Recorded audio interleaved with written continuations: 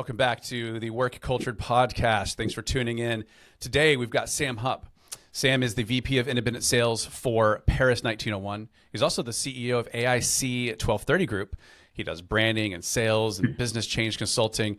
Sam, you've been a CEO in the past. You've been other C-suite titles before. You're a husband and a dad of two. And so, yeah, I would love to hear from you a little bit about you, how you got to where you are. And again, thanks for being on. Yeah, no problem.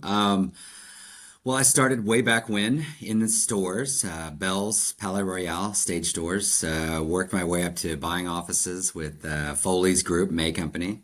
Worked for Zales for a while, Kohl's in Milwaukee, or Menominee Falls, which was incredibly cold. I couldn't handle it. I'm a Texas guy. And then I went to the vendor side and worked for Fossil Group for a long time. And with that, I met Michael from Michael Kors. I worked with them for a while, and then kind of went the independent route. And I started working with startup companies, and I started my own consulting company. And then most recently in February, I joined Primark and Jewel as the VP of Sales for Paris 1901. And it's been a trip, man. It's crazy. It's funny. I tell people, you don't have to be the smartest guy in the room, just as long as they understand that you've seen a lot of mistakes, that you can share those mistakes and not step on the landmines. And that's all that's really needed, No doubt. Wow. So how many years now have you been in the jewelry industry? Let's see, probably about maybe 15 to, well, I guess watches is also part of that. So probably about 20, 22 years, give or take. Wow. Yeah. I'm surprised you're not just covered in bling.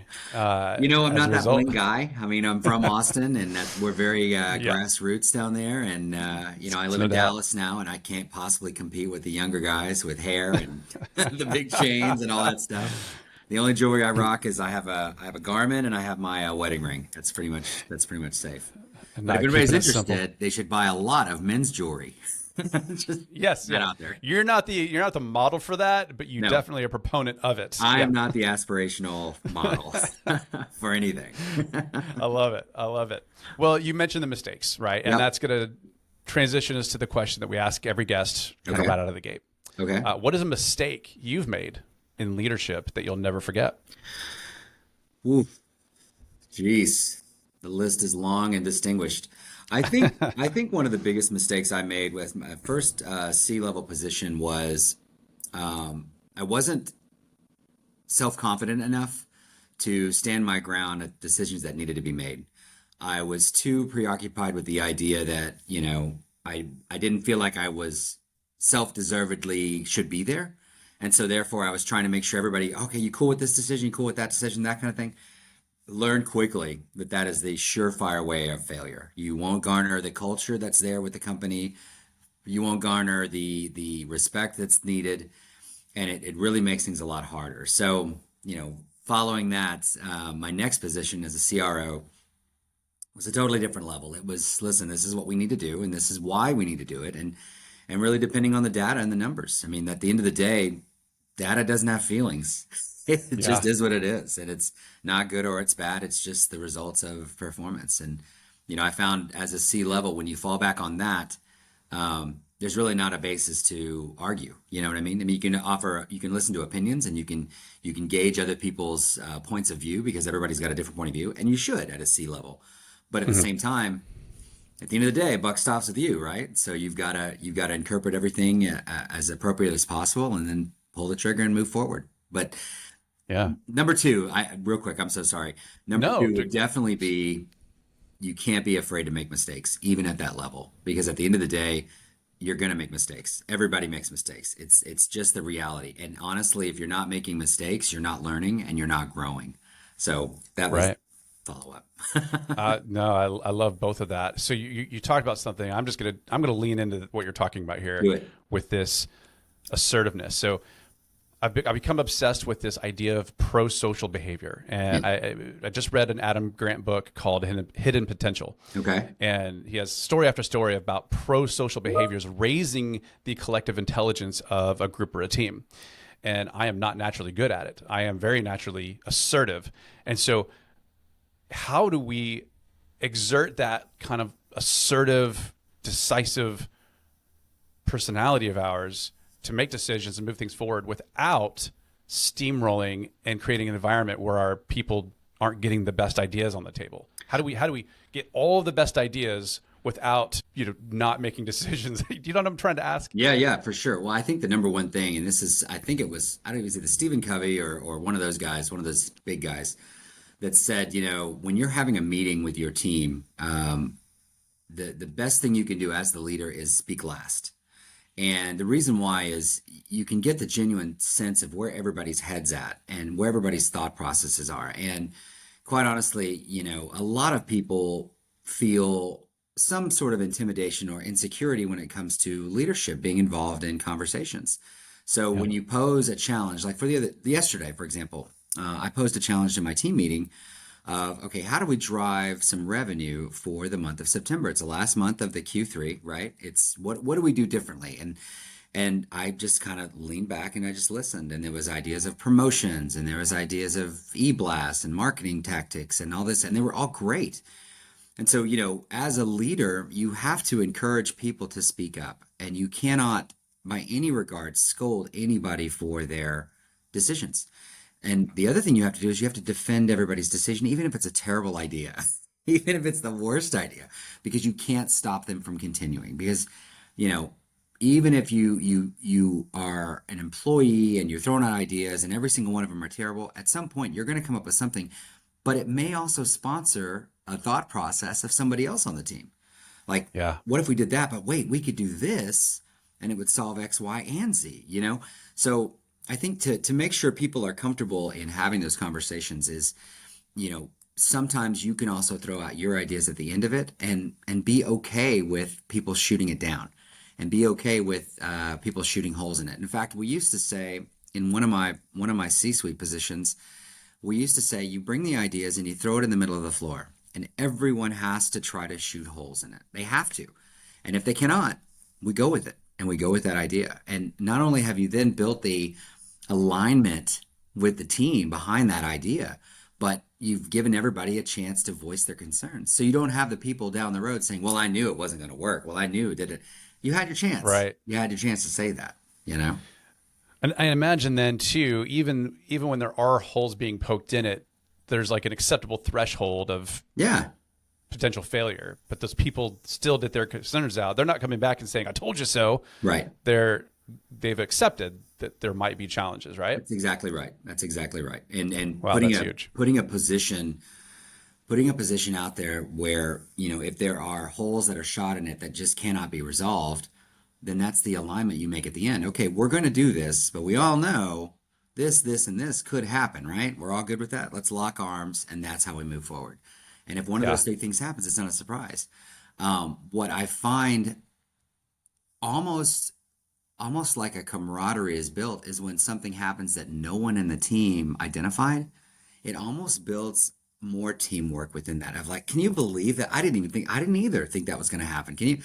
And it's almost like you're all in the trenches together, and I think that's something that a culture is needed. You have to have that in order to be successful. You have to have an acceptable position of risk, and you have to have a group that's okay with saying something dumb. They're not going to be made fun of. Now, there's kidding, which is fine. I really incorporate a lot of humor in what I do, but there's also, straight up at some point you just got to buckle down and just get it done. And when you have a team behind you that can execute and believe in you, it's awesome. It makes a huge difference for the culture, for sure. Wow. That's awesome, man. You speak last and defend terrible ideas. I mean, those two are just such golden nuggets that you said one after the other. Right. Wow. Yeah. Drop a mic. I love it. So what's the makeup of the people that you are directly leading right now? Okay. So I have 1, 2, 3, 4, 5. I have about 6 people on my team. I have a sales director who works directly with the independent reps around the country. So we have about 13 or so independent reps that they handle the different brands that we carry in our organization. Then I have a sales and merchandising manager that oversees both our customer service and our reporting and the actual merchandising of the product. So when an independent store opens something up, they open this box, they don't know how to set it up. They don't know what it's supposed to look like. And so that's her job, is to make sure that there's kind of a IKEA level instruction on how to get things set up and moving. And then Yeah. I have another person and she has people on her team. And then I have another person that is responsible for the samples and the structure and making sure the product gets to where it needs to go to. So if we have let's say we have a new ring that we're going to launch, she's got to make sure that sample goes to marketing, that it goes to the e-commerce group for them to do the measurements, that it goes to the reps, a version goes to the Hmm. reps for sales. And so there's a lot of gears, you know what I mean? There's a lot of gears that Yeah. kind of have to all work together for something to be successful. And they're all very strong. I mean, they're all very, very talented, and you have to have what I call, for lack of a better, baby alphas, because Okay. they are the kind that you can trust. You don't have to micromanage them. They're independent, but they also work with a team. And you build those characters, or you support the character that they have within them. And some of that stuff can't be taught, man. Some of that stuff is just, you know what I'm talking about. I mean, you see these people that just like, God, they just get it. There was a woman that I hired at my last company. It was an apparel company, and everybody gave me grief about it. I almost said a cuss word, but I'm not sure what this podcast rating is. Everybody gave me grief about it because she was a senior in high school, but about to graduate. But she was an absolute rock star, and her interview was ridiculous. She was interviewing for a intern position. And so she came and she worked with us between her senior year of high school and college first year. She came back two more times, and her name was Sophie, and she's working in New York. She worked with DVA, not Donna Karen, Diane von Furstenberg. She worked with them. She's worked with a lot of incredible companies. She was recognized by a department store that she worked with as a outstanding future leader. She's just a rock star. But she is Yeah. one of those examples where you find somebody that has that skill set that just you can't teach that kind of thing. That's Yeah. what I try to empower and build into my team. I mean, that's going to push your culture and your organization to the next level. You find people like that. Yeah. Yeah. So obviously the people, putting those right people in those right seats, that's a huge part of your culture. Wh- 100%. What else might you point to that you would say this is the secret sauce of our interconnected culture here? Well, I think there has to be a little bit of camaraderie. There has to be a little bit of alignment with where we're trying to get to. And that really comes down on top of the leadership. It really does. If you're not giving them goals and a focus and a structured direction, I'm a big strategy guy. And if you're not giving them a strategy or a roadmap to get to, then you're kind of leaving, it's almost um, double bad, if that's not a better word for it, because Yeah. now you've got a group of people that are very strong-minded, very smart, that don't have a direction to get somewhere, and so now they're going to find their own direction. And sometimes, I envision it to think about like an exploding star, right? It goes in every single direction all the time. So as a leader, your structure is to put that lane for that star so that energy goes the same direction. And so you need to do that with like all your teammates so they're all going the same direction. Otherwise, there could be a lot of pointless energy going where it's not going to really come to any fruition or anything positive for the group. Yeah. So, finding the right talent, making sure that, and they don't have to be the greatest and smartest person in the world, but at the same time, they have to fit. And I don't have to speak to you regarding the culture, and I keep saying that word, but the reality is, culture is critical. For my team, I'm building a culture of transparency and effectiveness towards structuring support for our independent partners. Because at the end of the day, man, if they're not successful, what are we doing? Like, why are we Yeah. even here? So it's not selling, selling, selling. It's where's the problem? Where's the opportunity? And Keenan is a guy I follow on LinkedIn. I've read his gap selling book, and it really is gap selling. It's finding the problem and applying a solution into that problem. But sometimes, man, you don't have the solution. And so you have to just, okay, you know what? It really doesn't apply to you. And you move on to the next, and it's okay. But rather Yeah. that than shove something down somebody's throat that they're going to regret in 6 months because they can't pay for it and it's not performing, Right. kind of thing. That's a different way of thinking these days, but it works. It Yeah. works for us. Yeah. That's really wise. And I love that in the same kind of paragraph, you said, I'm a strategy guy, and you just keep coming back to culture. Yeah, Right. I've heard so many leaders say your culture eats strategy for breakfast. they're And one and the same. It's A1, yeah, A2. yeah, Really you is. have to have the lanes, Yeah, right? Like you said, but I think about bumper lanes. yeah, If you went, when we first started bowling, like mistakes are going to happen, but we're going right. to set up some bumpers to make sure that those mistakes are within a range of acceptability. Well, here's the other thing. So, and this happened in another organization of mine that I was at. When there were no lanes, when there was no structure in there, what ends up happening is you have people that have a very entrepreneurial spirit. And that's a good thing to an extent. However, when you have so many people with an entrepreneurial spirit and there's not a strategy or structure in place, what ends up happening is people start overlapping roles. And then people get Yeah. upset because they're doing somebody else's job, or they're stepping on toes, or they're getting disgruntled, or, well, I was going to do that. Well, it needed to get done, so I did it because I'm faster. Or, and you almost set yourself up for a failure. You almost set yourself up for even more of a disaster. People, leaders, managers, directors, subordinates, people need structure and direction. They don't need a whip, they don't need to be pushed. Sometimes they can be pulled. But they need a course and an ownership so that there's accountability and there's an effectiveness and a support structure for where they are. If you put somebody in charge of, for what we are just talking about, samples, and all of a sudden they start giving you comments on your e-commerce site, it's like, thanks. We'll check that. But where are we with shipping samples to all the reps? Because, if they're not doing their own job because they're stepping on something else, there has to be correction there. But at the same time, like I said, everybody loves the idea of having a defined vision and work and goal. And when they have that goal, you achieve success, you achieve accolades. I actually just did a newsletter on my LinkedIn page called it's The Navigator, and I publish it randomly. But it was about setting daily and weekly goals and how it's so important for leaders to set that for their team. Because when Yeah. you do achieve goals, how great, I was going to say bad A, how Yeah. great is that feeling when you and the team achieve goals? I mean, it's Yeah. awesome. It's awesome. We had I apologize if I'm talking too much. We had Not at all. a trade show called JCK, and it's the largest jewelry trade show in America. So that happened in June. And the prior year, we did a number there. And this is before I got to this company. And so I pulled the team together and I said, we are going to beat this number. We are going to beat this number by almost double. And it was a lot of, okay, look at this guy. He just rolled in. And I said, no, here's what we're going to do. We're going to do it. We're going to contact appointments. We're going to have a goal of contacting appointments. We're going to have a goal for each days of the show. We're going to only take, this type of product and this type of product. We're not taking the old stuff. We're just taking the new stuff. And we're going to offer an incentive for anybody that writes at the show.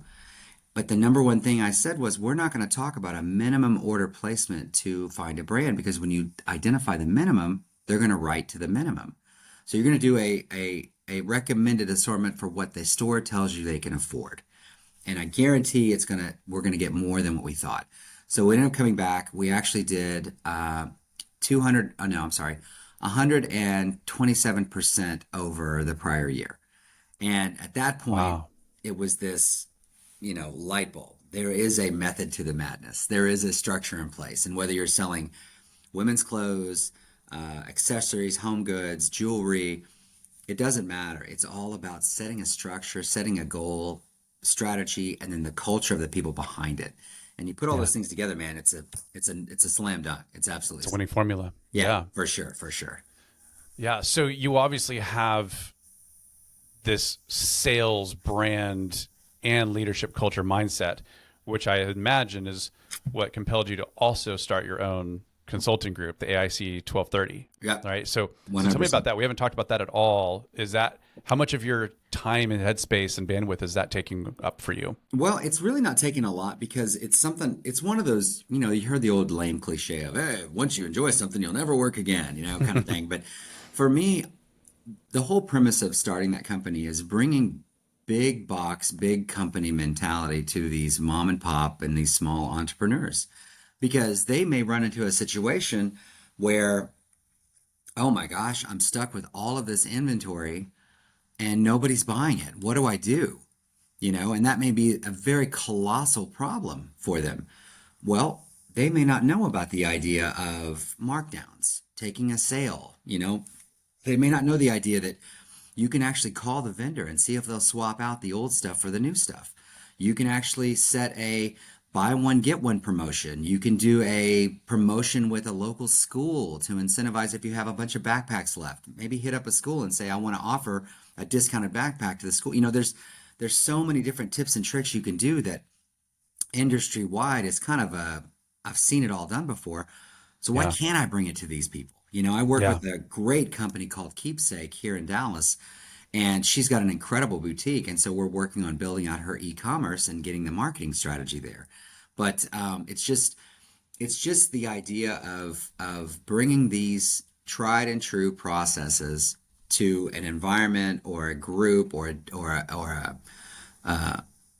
demographic that's never seen it before. And when you do that, it's really cool because they see really dramatic increases. I work with another woman. Her store's called Blue Ryan, and she was able to open a second store in her home city, and Cool. it's just fun. It's cool, but it's at the same time, I also work with larger companies, and Hmm. prior to me joining this organization, they actually found me through that, and they hired me to do this. Oh, wow. And then I worked with another company called Phantom Brand, and we secured the Columbia license for watches, and we sold it to um, several big box companies, Fanatics, things like that. And it's fun. It's kind of like I don't want to call it a game because it's not a game, but it's for me. It doesn't. I don't really do it obviously at the workplace, but Yeah. I do a lot of work at night. Once the kids go to bed, I do it on the weekends, after I've just kind of chilling out, and it's fun. I enjoy it. And it's a nice little way to release thoughts, way to release kind Yeah. of some pent up energy kind of thing. Yeah, no doubt. I feel that for sure. What, we talked about a lot of great successes and those golden nuggets and building culture. What, if anything, is keeping you up at night right now? Like what challenges are you facing Well, as a leader? not to be cliche with everybody else, but the economy right now is really tough. And the it's very challenging right now. And so it's how do you continue to achieve growth and success in an environment that is saying everything against it. I mean, I'm jewelry sales. We are definitely not an essential item. You know what I mean? But what we do is we make people feel good. We make people feel good about themselves, about their spouses. We're gift giving. But at night it's really kind of keeping in mind, not to mention just the economy and business in general, but also the sales flow, the cash flow, the organization, the P&L. Are we still positive? Did we spend too much on the catalogs? Did we spend too much on advertising? That kind of stuff. And unfortunately, there's never been a company I've worked with or worked for that you didn't have that in the back of your mind. And I'm a big fan of. I believe in God. I believe in Jesus. But I'm also a big fan of manifesting and energy, because it's been. I got to tell you a cool thing real quick. Yeah. Okay, there was a study done in, I believe it was in Japan, that they took pure ice, pure water filtered, and as they were freezing it, they would speak positive words to it, and then another one, negative words, and then they did a control where they didn't say anything to it. What they found was, I believe it was like 80% of the crystalline structures that grew from the positive words were symmetrical, pretty snowflake looking styles, real geometric, really neat. And like 60% of the negative ones grew asymmetrical and jagged and angular and not consistent and not, whatever. So, and then the center one was about 50%, 50% crystalline, 50% A structure, asymmetrical. So while it's not conclusive, it definitely indicates that there is an impact to negative words. And then when you Wow. look at the idea of, your thoughts create a wave, creates an energy, and like things attract to each other, you can bring negative things to your world if you're not trying to be positive. And believe me, man, there's plenty of negative stuff out there. You just have to do what you Hmm. can to okay, yeah, that's always going to be there. I'm always going to be worried about sales. I'm always going to be worried about the economy.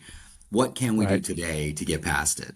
And you Yeah. just that's about the best thing I can do to get past it. That and maybe a little whiskey before I go to bed. But outside of Yeah. that, that's what Same. keeps me up.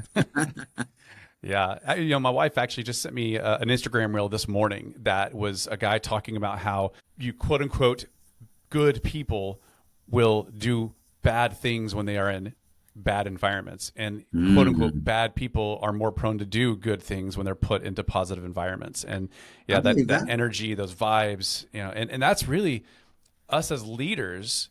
That's the power we have, Right. right? Whether it's strategy and process and procedure as a company, or it's politics, Yeah. or in policies, Yeah. right? No matter where you are, the environment we create, the leadership is going to have a greater impact Well, on yeah, success than any of those other levers. 100%. I mean, think about it. Just think about the example of let's say you have, you're looking at two blocks of rooms and you have a leader and a team in one room and a leader and a team in another room. Bad news comes down or challenging news comes into both rooms. How is the team going to respond if the leader's like, oh, I can't believe this. Man, this always happens to us. Why are we doing that? The team is going to follow suit. The team is going to follow suit because it's easy. It's easy to be that way. Now, if the bad news comes to the leader that keeps positive of, oh, that's really funny that this happened. But listen, we're going to move forward. We're going to do this. We're going to do this. The team can't help but to see, oh, well, he's not concerned about it. He's aware of it, but he's not going to let it dominate his mindset. And they will follow suit with him. You, as a Yeah. leader, we are so responsible. And it's the same as, as a parent. When Oh yeah. when you're stuck in traffic and you want to just lay on the horn. You've got to, there are people looking up to you. There are people, owners of companies, Yep. CEOs, directors. People are looking up to you to see how you respond, which goes back to what we talked about of when you're in a room, speak last because they're looking to Yeah. see how you're going to respond because they want to emulate you. They want to mirror your feedback, basically. So Yeah. it's important. You got to stay positive, as cliche as that sound. Accentuate the positive, right? Yeah. You just have Sam, to. so good. So good. Thank Thanks, you. man. So before we kind of like move into the end of the show here, Yeah. is there anything that you feel like you want to say that you haven't, or do you have a shameless plug that you'd like to throw out Yes, there? as being in sales, of course, I have a shameless plug. Go to visit paris1901.com. We have multiple brands of jewelry. Paris 1901 is the destination for independent jewelers to bring brands into their stores. And we have over I guess about 1,800 independent jewelers across the U.S. that we work with, and there's a reason for that. We set everybody up for success, and we're very workable, and we're a family-run organization. The father started the company, and not me, but the father started the company about 44 years ago, and his two sons run the different divisions of the company. So ultimately, we really want the success of the people we work with. So Yeah. that's my Yeah. that's my plug. I love it. Now, is it based in Paris or is that just the name? Well, we had the Elle magazine. We had that license, and then we picked up the license for Charles Garnier, which is a French famous architect, and it's a brand. So Ah, those are the first two, and then we thought, well, it kind of they both are French. They both kind of have that kind of Parisian kind of vibe. So let's make the parent company Paris 1901. So that's where that came from. Since then, we've layered on a men's line, another women's line, a lower end, I don't want to say costume, but more fashion jewelry line. And we pretty much, the whole point is to kind of hit every single position for our independent partners, make sure they have success. okay. Yeah, Cool. Wow. All right. Well, we're going to end with the quick fire. You ready? I'm ready. Hit it. All right. First one's easy. Beach or mountains? Beach. Okay. Okay. Yep. Uh, Summer or winter? I would probably go summer right now, even Okay. though it's 100 something here in Texas. It is. It's hot. It makes me want to have winter, but my gut No says doubt. summer is what I love summer. All right. Now I've got a few to put you on the spot. Okay, go. Luxury watch or smartwatch? That's tough. That's tough. I was a watch buyer for many years. I have some amazing watches, but I love my Garmin. I love it because it's the Phoenix and it has emails to it. I can see if there's drama. It keeps me when I'm freaking out. It tells me, hey, you're freaking out. You should probably calm down. You know what I mean? Right. Right. So I think I like the smartwatch. Unfortunately, that's All life. right. But I do keep my luxuries. They're wonderful. Yeah, yeah, yeah. Diamond or any other stone? I think any other stone. I love Yeah. diamonds, but I love the idea of the color. When I was when I was a planner at Zales, I was over color and pearl, and it was so cool. All the different variations of peridots and citrines, and like the earth could like make these vibrant colors that like Yeah. now, but obviously we can do our own, but it's cool to think that you could, crack open like a geode and you see these amazing pinks and purples. And Yeah. it's just, I don't know, man, it's just really cool. But my wife would Yeah. choose diamonds, so I'm going to say diamonds as a 1B. Right, right. I love that that answer had so much backstory and passion to it too, by the way. So, Well, I have a uh, geology minor, so I love that rock oh, stuff. that's Yeah. awesome. That's Yeah. awesome. I normally ask 5, but we're going to end there because that was Okay. perfect. That was a Perfect. great quick fire round. Excellent. Sam Hupp, thank you so much for your time, for all of the wisdom, the Oh, big thank you, golden Jason. nuggets that you gave us. Yeah. Yeah, this was great. All right, cool. Thank you so much for having me. I really appreciate it. Yeah. Well, this is the end of our podcast. Thank you for listening. We'll see you next time on the Work Cultured podcast. Bye.